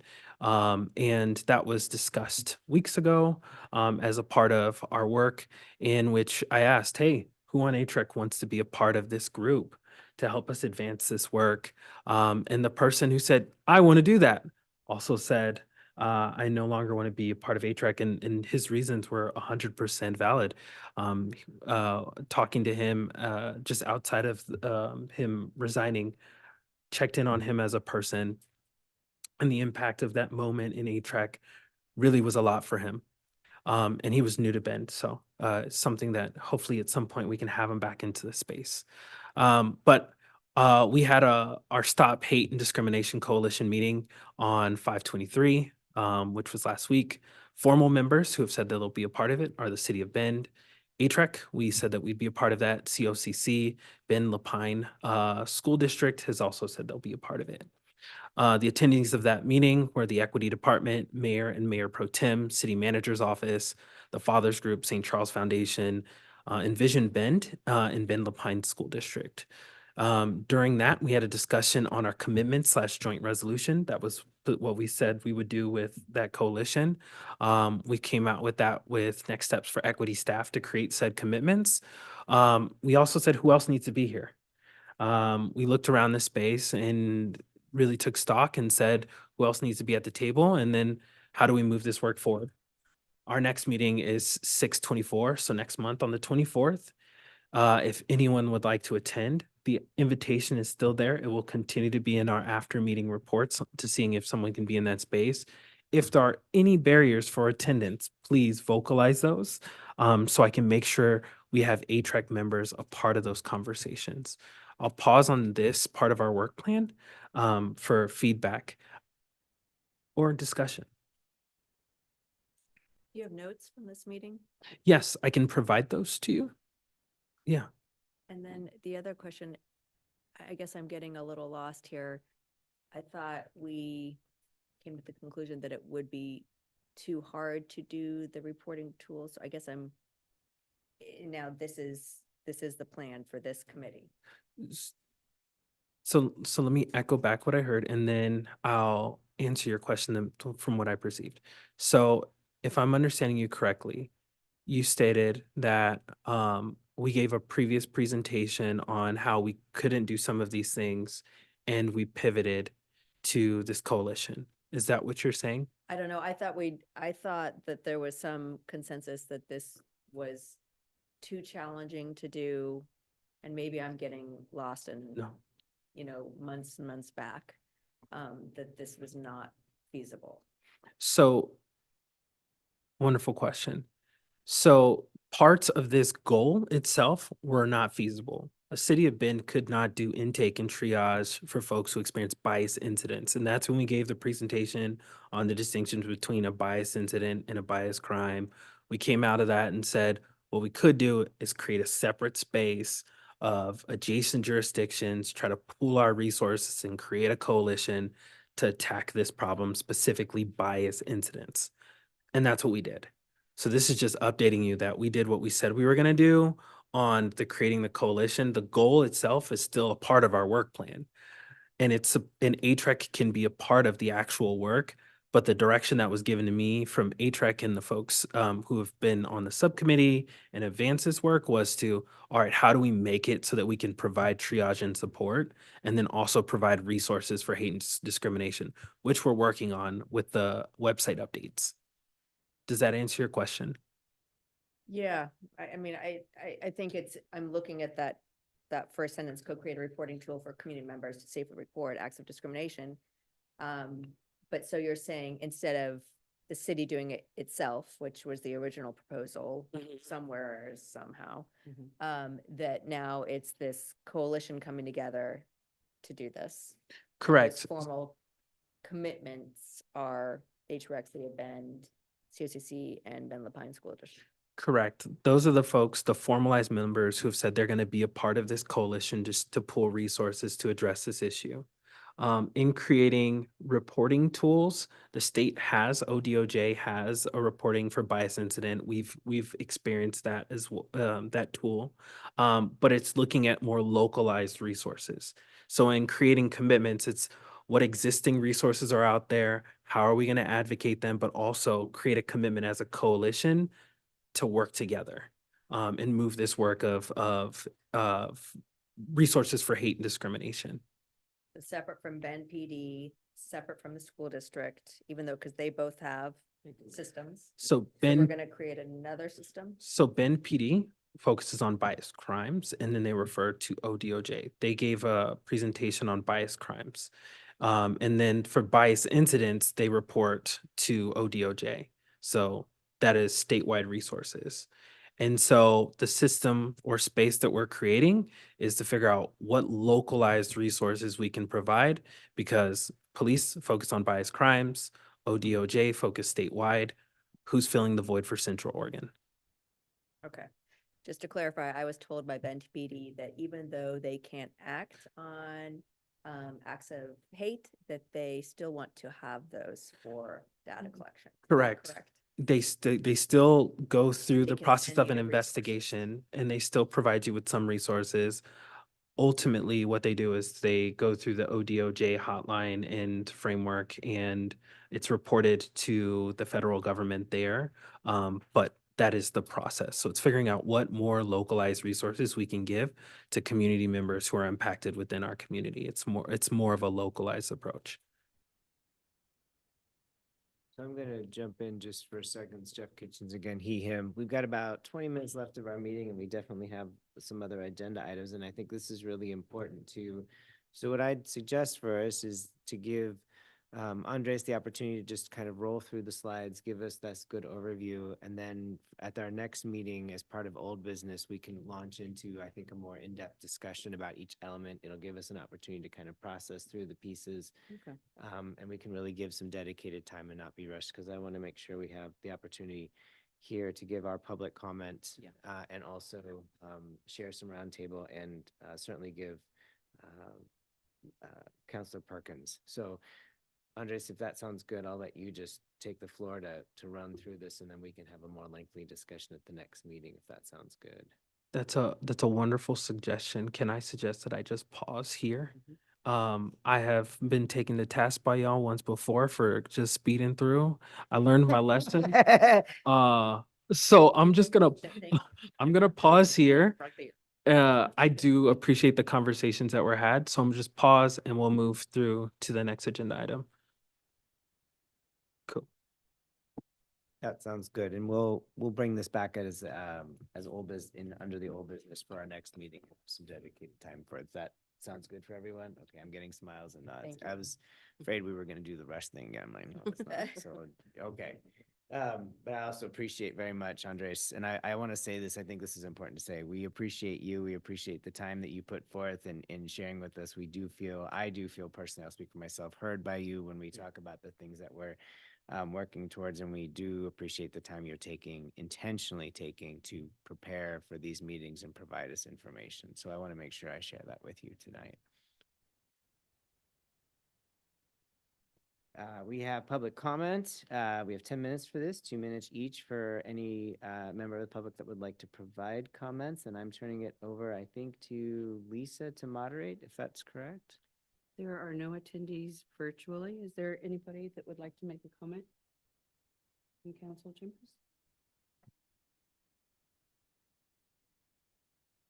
No? Okay. Okay. Thank you. Wonderful.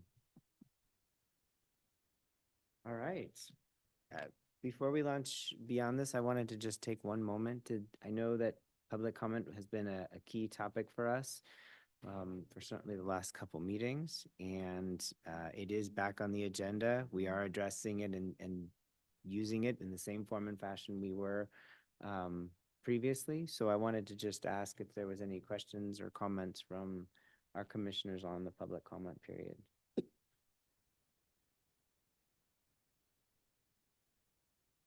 This is Jackie. Did I understand correctly that, like you said, it has been kind of discussed with whatever team, but then will that fully, I don't know what the outcome was. I mean, clearly it's open again, but like, are we doing online moderation of some kind? Like, are we going to get all that information of whatever was decided? Would you like information on what we've done to improve the process? Yeah. Cool. Would y'all like me to do that right now? I think that'd be great. All right, cool. So I think so I'll talk about the process. We've done rather than saying train and retrain, I think what we've done is figure out some systems for resilience specifically within our team. I think what we've been able to do is really say, how do we better support each other and making sure that if this were to happen again, there's some fail safes in place. So there are multiple city staff within this that are able to click in or click out and be able to be administrative.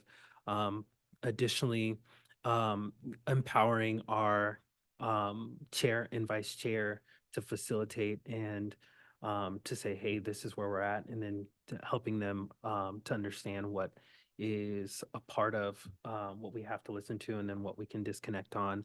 And then that has been the crux of mostly what we've done. It's just really working within the equity department team and to better make sure that we have each other's back for getting folks in and out of this space.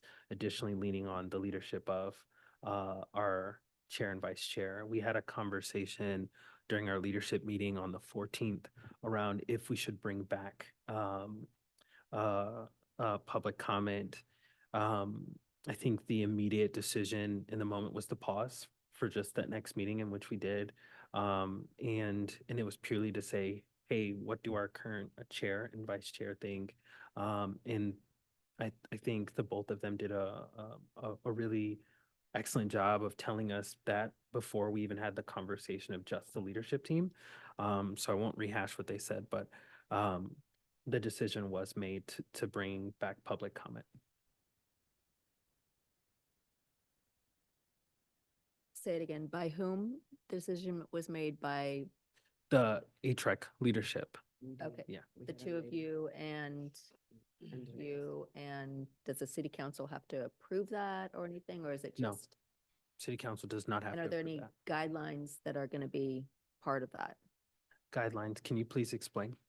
Expectations. Expectations of whom? So when we all sat through that, afterward, we were told that there's a certain amount of stuff we have to hear. And I argued that that is not what we have to sit through. And so I would like to see, and I emailed and said to a few folks, that there should be some clear guidelines on what is acceptable public comment when it comes to hate speech and toxic rhetoric that I don't think any of us should have to be subjected to. So I think it's really important to have some sort of declaration or clarity for future, rather than just how do we scramble and shut somebody down who's, throwing out a bunch of transphobic, anti-Semite, racist rhetoric. So I do think that and not to rehash the situation that happened, I think there was a clear point in which we heard comments that were anti-DEI, and then we heard comments that were transphobic, racist, and I think, and the legal team can help me out with this if he so chooses, but I think we had a conversation after around discretion, and I think that's a conversation we've come up against quite a bit. I think when we start to get to the personal identities, I think that's where my discretion will come into play, and I think I will be the one largely making that decision when it comes to the attacks against our personhood. And I'm grateful for the staff that was here in that moment who, when it transitioned from talking about anti-DEI to the personal attacks, we were trying our quickest, for lack of a better term, to get those folks off. And I think in our debriefs, we've had conversations on, okay, how many of us are going to be administrators? How do we create a space where we're getting one person or multiple people off of the Zoom meeting? What are the privileges that we're giving to speakers, or the privileges we're not giving to speakers? So those conversations were had. I think to get to your comment directly, you're talking about rules of conduct for folks who are coming to ATREC and wanting to give public comment. And in your emails, you shared some information that was provided from Ben Lapine School District.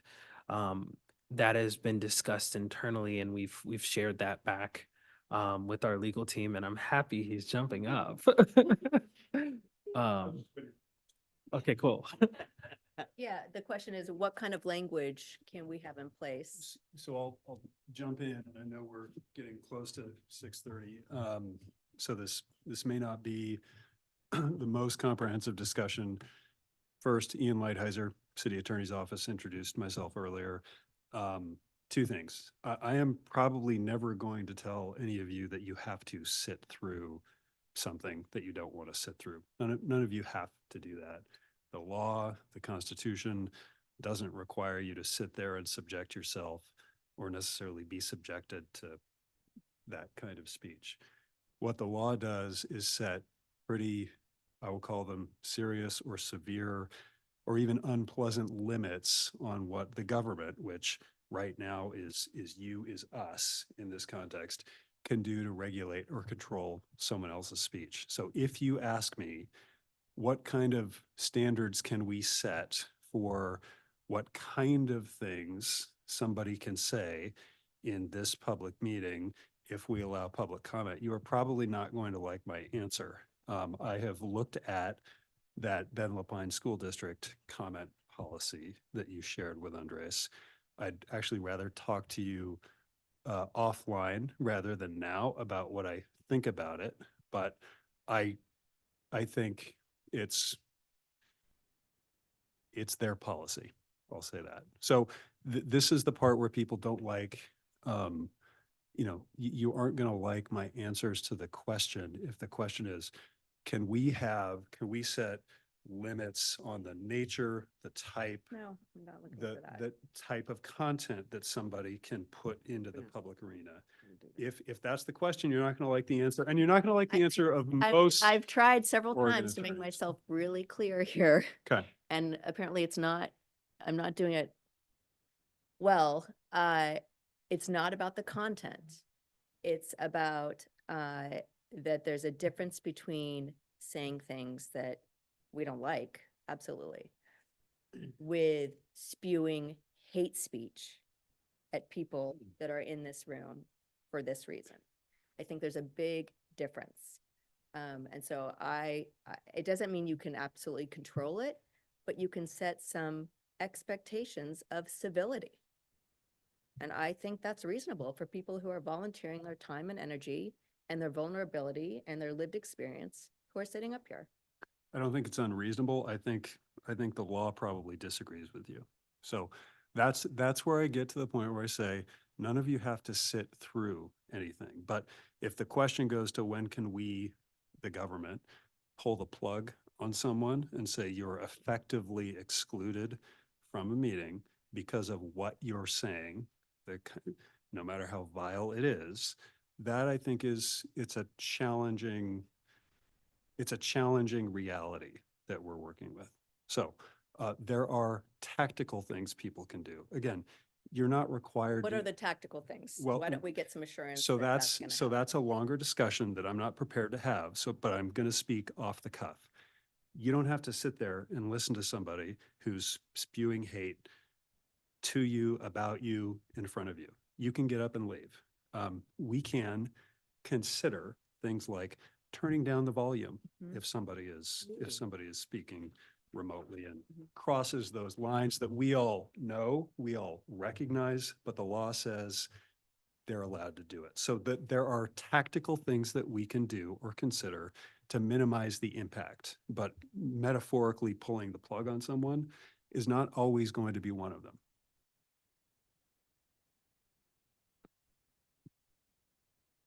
And I said, not always. I'm trying to reserve, you totally can. You totally can. Yes. I'll tell you what would happen is like at a council meeting, for instance. So the mayor says before public comment starts, here are the guidelines. And she says, if you say, racist, harmful, that I will stop you and I will mute you. And so I mean. So I have asked, why has that not been shared here? I mean, she assured me that everybody is aware of those guidelines. And I guess it's really disconcerting that you're subjecting folks to this setting without those guidelines being really, really clear to everybody in this room, including us. I agree with you. It's really uncomfortable, and I think it's really an unfair ask. The burden shouldn't be on you to leave the room. Absolutely. It should be I agree on, with you. and also it should be very clear to city staff on how to address that. And if that is something that's very clearly stated, which it is at city council meetings, why can't that be done here? So can I make the recommendation, given time, could we get a copy of the guidelines that are shared? They're just verbal. There's nothing that's written down. Well, she has something, Pat, that she says. Yeah. Right? Would So can we she be get willing to that? share that with us? That, and then we can at least have Sure it? she would. That would be I've wonderful, asked, and then we I can, haven't gotten it, so I would love it for you to follow up, because I think do this that. is a really serious thing as we're going into election. It's, you know, it's something to really be mindful of, and also for future, you know, recruiting folks to be up here and participating. and I'll just share from my experience in public meetings. We are not looking to regulate the speech, the Right. free speech of people. We're not looking to limit their ability for free speech. And there is nothing in the law that says that the chair and co-chair can't facilitate the situation to bring it to a better place. So I think with what the mayor has, maybe this can be, if folks are agreeable to this, a topic for old business as well next meeting, a little bit about how we want to introduce public comment for our meetings. And Karen, if that sounds good, we can. Yes, and to note that there is a difference between expression and vulgarity. Mhm. And if it seems as if it's vulgarity, then it is to be addressed. And it may not, it's not a full stop, it's just another layer to alert folks of, here is what we're looking for, a level of civility. I know it's not gonna be a sure proof, but it's something that sets the tone, just like the mayor has in city council. Carolyn Peacock Biggs, I'm very pleased at the fact that we have enough courage to continue our forum as usual. Because when we quiet, we silently agree with what's going on. And to be able to say that, no, you will not have the power to dictate our community having a say. And I'm grateful that we are bold enough to say, no, this is unacceptable, but we're not gonna change the way we do things. You either conform or don't call us, because we're not changing. And that this is what we're gonna do, and what our public will have a say, and we will be able to educate multi-generations of people on how to conduct committee meetings and inclusivity in our city. So, yeah, I'm grateful that we can still do that. We're gonna close the public comment, go quickly to our roundtable discussion. I feel like we've had some awesome A lot of roundtables. roundtables. A lot of roundtables tonight. We've been roundtable, it's up there. But I want to take this is important. I think it's really important to highlight two things. And then if anyone else wants to share, is that one, that May is Asian American and Pacific Islander National Heritage Month. And June is LGBTQ plus Pride Month. And I know there's a whole bunch of other names that go with that. That's my condensed version for that. It is also an opportunity to celebrate June 19th. Juneteenth. And so as part of that, for council members, just a quick reminder, an email did come out for me with information from Andres, opportunities to volunteer and support our city for Pride this Saturday, and also Juneteenth on Saturday, June 15th. So some great opportunities. Please, if you haven't had a chance, take note of those. I volunteered last year on Pride Day. It was amazing. I strongly encourage. I'm going to be out of town this weekend for the first. I was hoping it was going to be the next weekend, but it's not. But I'm going to do my best to be for Juneteenth myself. So just wanted to share this. Does anyone have anything else? Just a quick thing for roundtable. I would just, this is Jackie, just to add, it's not necessarily like a discussion, but since we're on this community events page, and then as we did hear from Hong, you know, the youth involvement, right? If you all aren't aware, COCC does offer our summer symposiums, which are, we have our Afrocentric program, our Native programming, and our Latinx programming.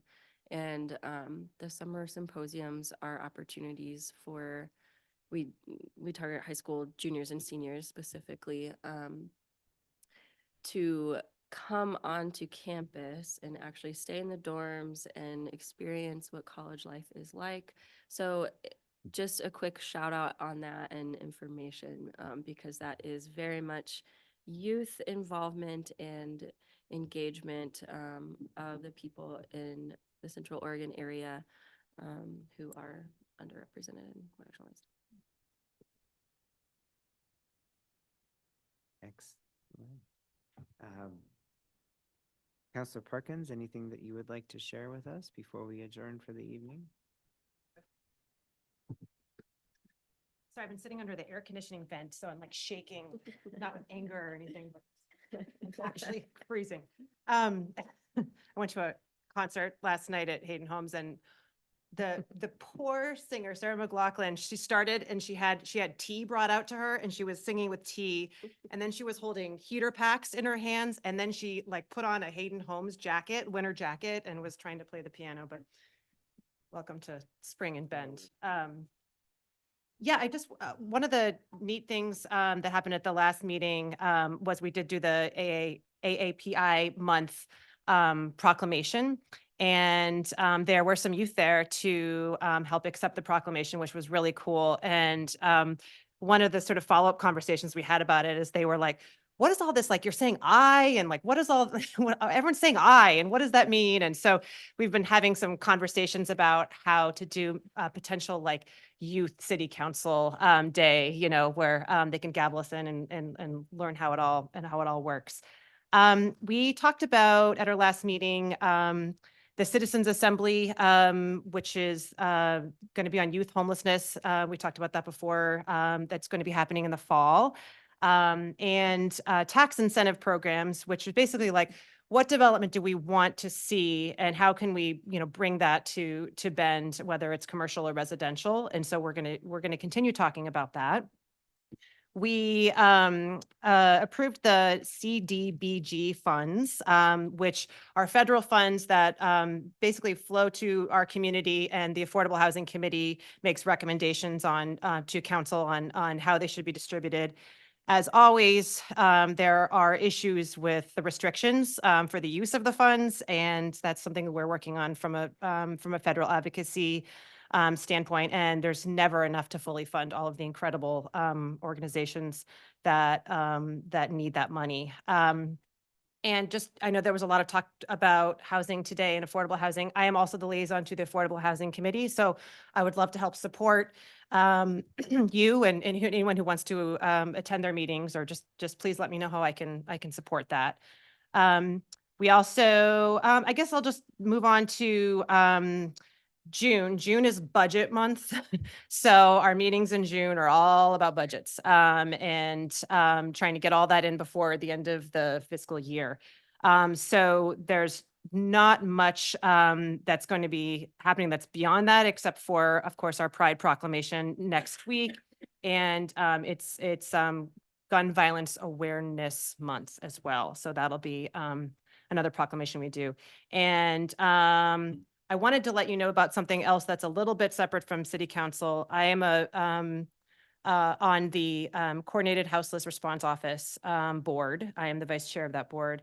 And we are going to be doing a pretty exciting thing on June 20th as well, which is bringing in like the federal forces to talk about China Hat, and to talk about not just come in and tour and, you know, be voyeurs, but also to literally sit at a table and say, like, here are all the people, it is all of our collective responsibility, including the city of Bend, because we know a lot of our actions in the city of Bend have resulted in people moving out into the forest, and saying, here we are, we're all at a table, we're talking about this publicly. What can we do, and how can we help the people that are living there, and the neighbors that are living outside that are very concerned about their safety as well, and fire danger. So we are going to be inviting our entire federal delegation, but we also have people coming in from the United States USICH, Interagency Council on Homelessness, which is basically a similar kind of thing, which is all the agencies coming together to say this homelessness is all of our responsibility. And we really hope to kind of work towards a interagency like task force to really to tackle what's happening in China Hat and say, you know, okay, this person here needs the following services. This is your agency. Please, you know, get them those services and really pilot that into other communities, like Juniper Ridge, or even in Sisters, where basically the entire homeless population of Sisters lives in the forest. And so I think it's going to be a really exciting action step. So I just wanted to highlight that as well for you. So that will be on June 20th. And then our council meeting is that night. We'll probably also talk about it that night in our meeting. So, yeah. Thank you. Thank you so much for your work on homelessness. Thank you. All right. Seeing as that we are over time, I'm going to close us out and adjourn us for the evening and say with no further business, the Human Rights and Equity Commission, May 29th, 2024 hybrid meeting is adjourned at 6:35 p.m.